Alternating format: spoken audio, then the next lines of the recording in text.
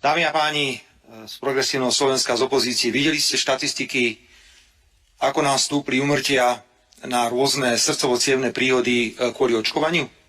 Ale vy to odmietate. Samozrejme, že to odmietate, budete tvrdiť, že očkovanie bolo najlepšie na svete. Čo viete o tom, koľko nám zostalo vakcín, ktoré expirovali, a koľko peňazí sa vyhodilo do vzduchu? Čo viete o nákupoch zdravotníckej techniky a testov?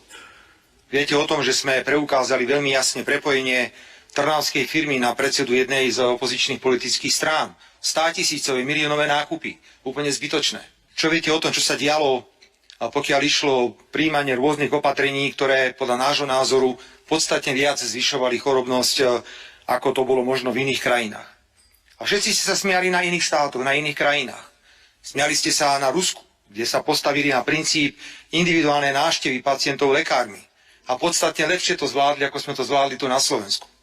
Máme 21 000 úmrtí, ktoré spájame s tým, že vlády, ktoré tu boli od roku 2020, neboli schopné riadiť a hľadeli len na ekonomický prínos a samozrejme hľadeli na to, aby sa kláňali farmaceutickým firmám, od ktorých kupovali v obrovskom množstve zbytočné zdravotnícke pomôcky a často aj vakcíny. Nechcem už aj hovoriť o európskej úrovni.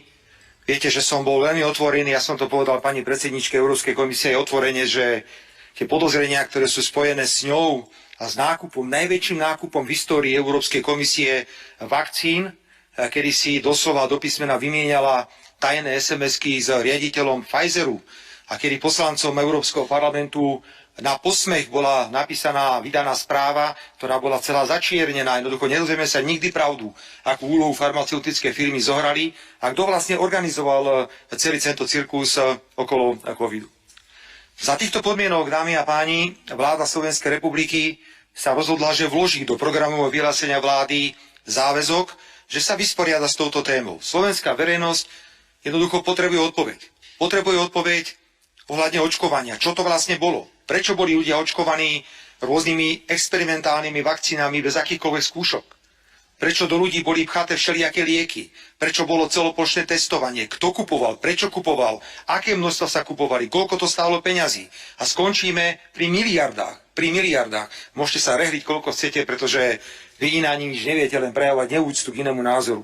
Viete, demokracia je o tom, že niekedy rešpektujete aj iný názor. Keď si tu vy rozprávate už tretí týždeň o trestnom zákone, ani vám nikto nenadáva, vás počúvame a vy rozprávate, tak buďte takí láskaví, ak máme iný názor, tak vás to rešpektujte, aj keď s ním aj nesúhlasíte.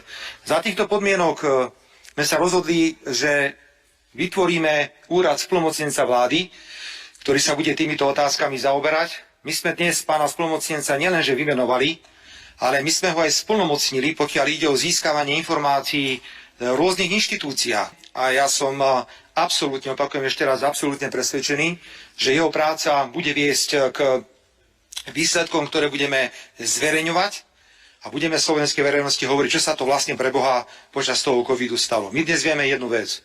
Predchádzajúce vlády covid absolútne nezvládli a majú na krku 21 000 mŕtvych ľudí. A zarobili podľa všetkého obrovské peniaze na zbytočnej kúpe rôznych zdravotníckych pomôcok a na vakcínach. Ďakujem pekne.